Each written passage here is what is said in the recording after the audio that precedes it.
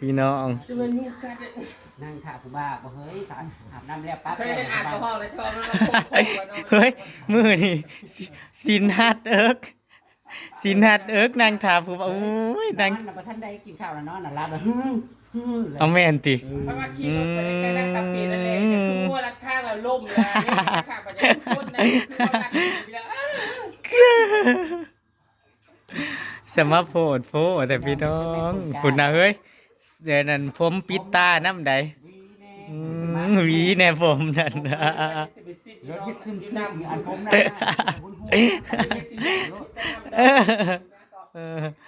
แกงกระต่าย ไปตัดแหน่น่ะมาน่ะมันนี่นั่นโพด กินฮอดลูกกินฮอดผัว กินฮอดลูกฮอดผัวแล้วไว้จังไดคือสิลาบสิจื้อแล้วเนาะมาเทื่อเดียวนี่เทื่อหนาส่วนคือสิบ่มาอะไรแหละพี่น้อง เอานี่เอาไว้ขั่วให้กินพิษประดุงกินแต่ใกล้เลย ก่อนก็เห็นยา